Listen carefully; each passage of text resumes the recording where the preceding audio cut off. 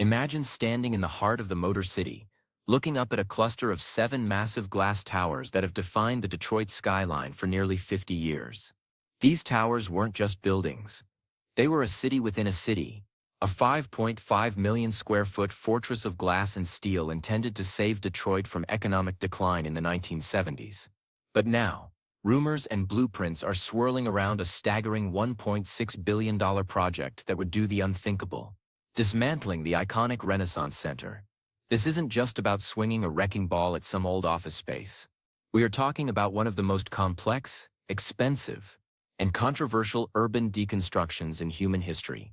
How do you take down a massive central tower that stands over 700 feet tall while it is surrounded by active highways, an international river border, and thousands of residents? Why would General Motors and the city leaders even consider wiping their most famous landmark off the map? We are going inside the high-stakes world of the Renaissance Center demolition, exploring the engineering nightmares, the billion-dollar gambles, and the future of a city that is tired of living in the shadow of its own past. To understand why anyone would want to spend over $1 billion just to remove a building, you first have to understand what the Renaissance Center, or the RenCen, actually is. Built by Henry Ford II and opened in 1977, it was designed to be an impenetrable fortress. Literally, the base of the building was famously designed with massive concrete berms that housed the heating and cooling systems, but also acted as a physical wall between the towers and the struggling streets of downtown Detroit. It was a brutalist masterclass in isolation. When General Motors bought the complex in 1996 and moved its global headquarters there, they spent $500 million just trying to make it more inviting, tearing down those concrete walls and adding a massive glass winter garden facing the Detroit River. But even with those upgrades, the RenCen remained a labyrinth. It is a place where people famously get lost trying to find the elevator banks, a circular maze of glass that feels more like a spaceship than an office building. Now fast forward to the post-pandemic world. The way we work has changed forever. Remote work and hybrid schedules have left massive skyscraper complexes, like the RenCen, half empty. For a company like General Motors, maintaining a 5 million square foot glass fortress that is mostly empty is a financial black hole. When GM announced they were moving their headquarters to the brand new Hudson's Detroit development, a sleek new skyscraper, just a few blocks away, the fate of the RenCen was sealed. But here is the catch. You can't just leave a building that big sitting empty in the middle of a revitalizing downtown. An empty RenCen would be a giant symbol of decay, exactly what Detroit has spent the last 20 years trying to escape. This led to the ultimate question: do you renovate it at a cost of billions, or do you tear it down and start over? The cost of a total demolition is estimated to reach that eye-watering $1.6 billion mark. You might ask why it costs more to tear it down than it costs to build it. The answer lies in the sheer complexity of the site. First, you have the environmental factor. Buildings from the 70s are packed with materials that require specialized hazardous waste removal. Thousands of tons of asbestos, lead paint, and old electrical components have to be meticulously stripped out floor by floor before a single piece of structural steel can be touched. If you just imploded the building, you would release a toxic cloud over the Detroit River and into Canada, which is literally just a few hundred yards away. International environmental laws make a traditional implosion of the central tower almost impossible. Then there is the structural engineering side of the story. The Renaissance Center is built on a massive concrete podium. Underneath that podium are the critical infrastructure links for the entire downtown area, including the Detroit People Mover Station and massive utility trunks. The Central Tower, the Marriott Hotel, is the tallest all-hotel skyscraper in the Western Hemisphere. It is a tube-in-tube design, meaning the core of the building is a massive concrete cylinder that provides nearly all the stability. Taking that down requires a top-down deconstruction approach. Engineers would have to use specialized robotic crawlers and diamond wire saws to slice the building into manageable chunks, which are then lowered by massive cranes to the ground. This isn't a demolition. It is a surgical reversal of the construction process. Imagine the logistics of managing the debris. We are talking about over 200,000 tons of glass and steel. If you lined up the dump trucks needed to haul away the Renaissance Center, the line would stretch from Detroit all the way to Chicago. To make the $1.6 billion budget work, the contractors have to recycle almost everything. The steel will be melted down and used for new construction. and the glass will be crushed for industrial use. But even with recycling, the sheer volume of traffic required to clear the site would paralyze downtown Detroit for years. This is why the planning phase alone for a project of this scale takes years of computer modeling and traffic simulations. But let's talk about the impact on the Detroit riverfront. The Rensen sits on some of the most valuable real estate in the Midwest. By removing these towers, the city could potentially open up acres of parkland and mixed-use development that actually connects the city to the water. For 50 years, the Rensen has acted as a giant glass wall. Removing it would be like popping a cork on a bottle, allowing the energy of the newly revitalized downtown to flow directly to the river. This is the vision that proponents of the demolition are selling. They want to replace the fortress with a neighborhood, something that feels human scale rather than monumental and cold. Of course, not everyone is on board with the idea of losing the most iconic part of the skyline. For many Detroiters, the Rensen represents the city's resilience. It was the only thing standing during the darkest years of the city's financial crisis. It is the gold crown of the skyline, visible for miles in every direction. To lose it feels like losing a piece of the city's soul. This emotional weight is part of why the debate has been so intense. But in the world of mega projects, emotion often takes a backseat to economics. If no one wants to rent the office space and no one can afford the massive tax bill to keep it standing, the towers eventually have to come down. The $1.6 billion price tag also includes the massive remediation of the land itself. Because the site was industrial for decades before the Rensen was built. The soil underneath the concrete podium is a cocktail of chemicals from Detroit's early manufacturing days. A total demolition would require a massive excavation and soil replacement project to make the land safe for residential use or public parks. This is one of the hidden costs of urban renewal that people often forget. You aren't just taking down a building, you are healing the earth underneath it. What makes this demolition truly unique in the world of megaprojects is the international component. Because the Renaissance Center sits right on the Detroit River, which is the border with Canada, every step of the deconstruction has to be coordinated with Canadian authorities. If a piece of debris falls into the river, it's an international incident. If the vibrations from the work affect the tunnel to Canada, which runs very close to the site, the border could be shut down. The level of precision required is staggering. Engineers have to use seismic sensors buried throughout the area to monitor every vibration, ensuring that the heavy machinery doesn't cause a chain reaction in the unstable clay soils of the riverbank. If the project goes ahead as planned, we would see a transformation of the city that is almost hard to imagine. The silhouette of Detroit would be fundamentally altered. The 5 sub-towers would likely be the first to go, leaving the massive central cylinder standing alone for a period of time like a giant lighthouse.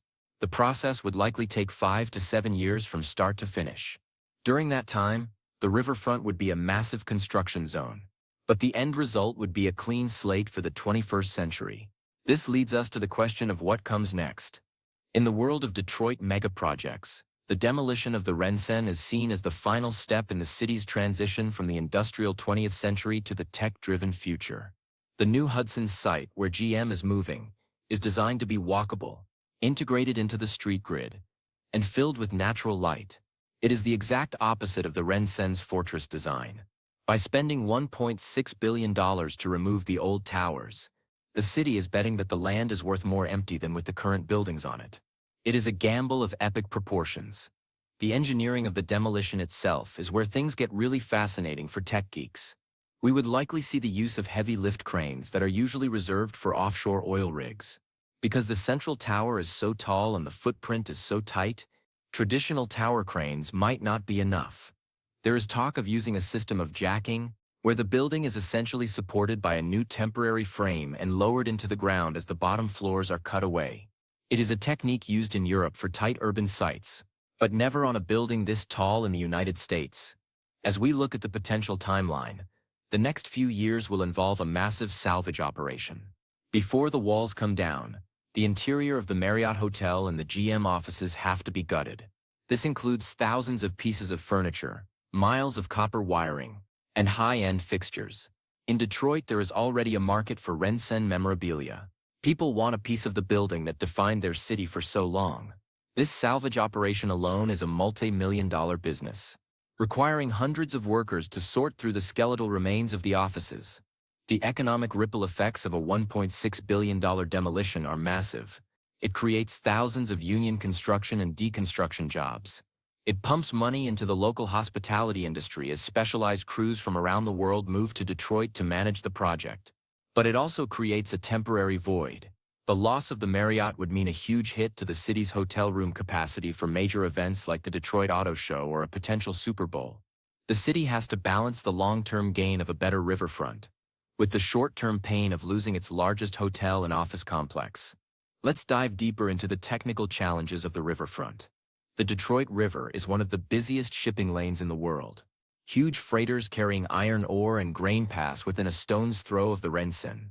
The demolition crews would have to install massive debris netting and water curtains to prevent dust and material from blowing into the shipping channel. A single stray steel beam could block the river and cause a global shipping delay for the steel industry. This adds layers of insurance and risk management that drive that $1.6 billion price tag even higher. The Renaissance Center also sits on a massive pile foundation system. Hundreds of steel H-piles were driven nearly 100 feet into the ground to support the weight of the towers on the soft river silt. What do you do with those piles? If you leave them in the ground, they might interfere with future construction. If you try to pull them out, you risk destabilizing the entire riverbank and the adjacent Joe Louis Greenway. Most likely the piles will be cut off several feet below the new grade, leaving a subterranean graveyard of steel that will remain under Detroit forever. As we analyze this mega project, we see a pattern that is happening in cities across the globe. From London to Tokyo, the massive monolithic office blocks of the 70s and 80s are being re-evaluated. Some are being transformed into apartments, but the Rensen's circular design makes that incredibly difficult. The distance from the windows to the central core is too great for a standard apartment layout, meaning many rooms would have no natural light. This architectural inflexibility is the Renaissance's greatest weakness. And as that time passes, the building becomes a liability. The debate over the $1.6 billion demolition is also a debate about the future of work. If we don't need these massive office hubs anymore, what do our downtowns become? Detroit is attempting to answer that by creating a more porous, green and resident-focused core. Tearing down the Rensen would be the most dramatic statement possible, that the city is no longer a corporate fortress town, but a modern, livable hub. In the coming months, we will see the final reports from the structural engineers and the environmental consultants. These documents will determine the exact method of deconstruction, quiet disappearance over several years, or will there be a series of controlled events that change the skyline in a matter of weeks? The cost remains staggering. $1.6 billion is enough to build 3 or 4 traditional skyscrapers. Spending it to remove one is a testament to the Rensen's size and the complexity of its location. The Renaissance Center's central tower is essentially a giant chimney of concrete. To dismantle it, workers will have to use high-pressure water jets and specialized saws to break down the core, while simultaneously removing the steel floor plates that radiate out from it. It is a delicate balancing act.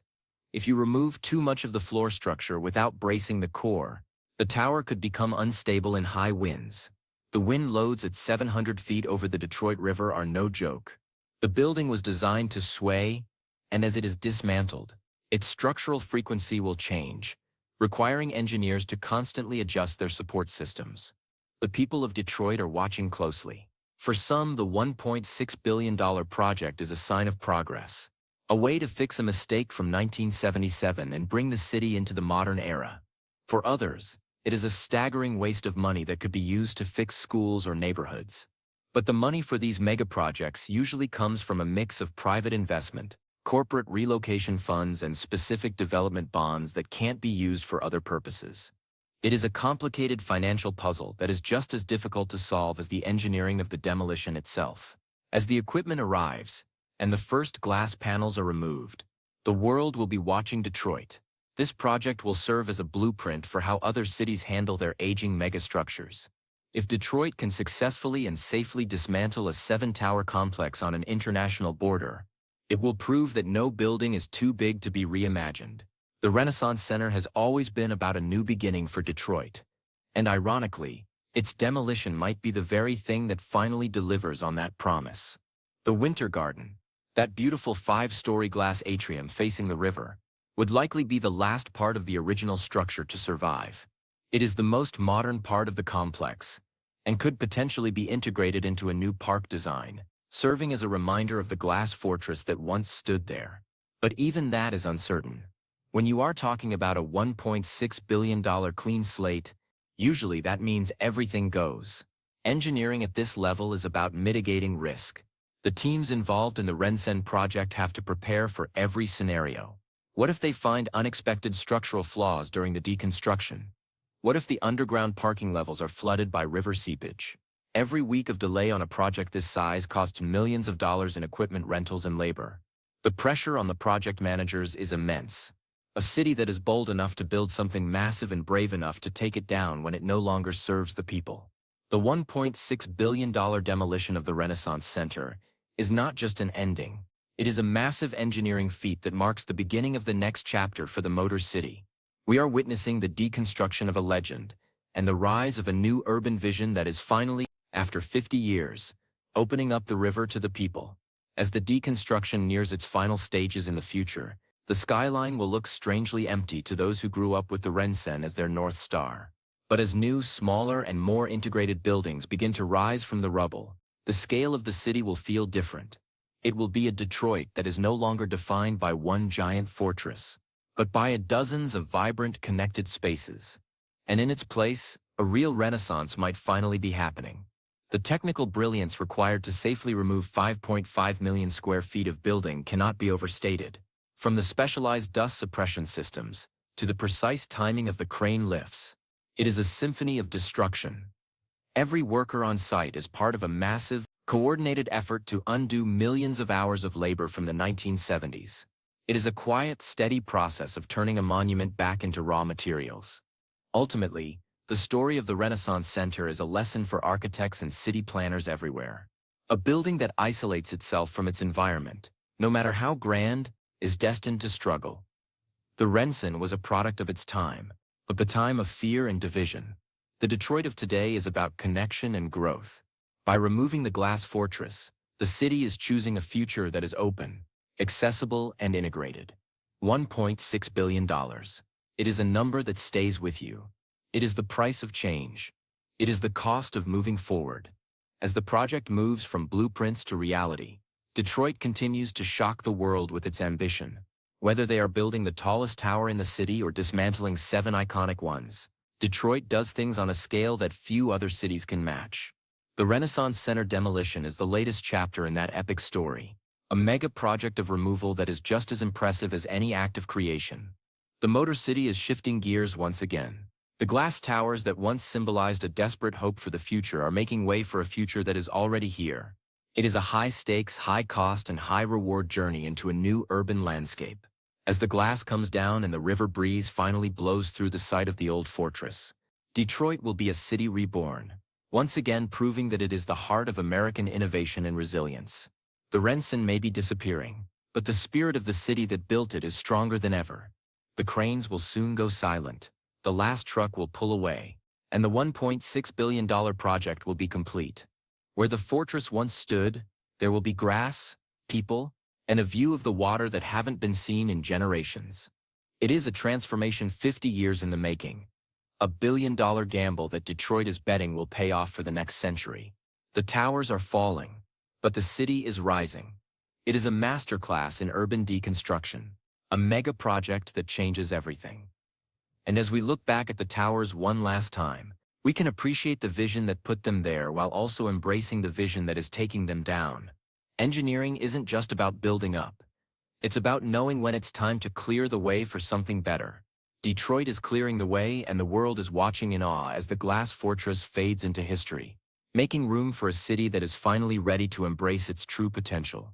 The $1.6 billion demolition is a bold step into that future, a journey of 1,000 steel beams that begins with a single, careful cut,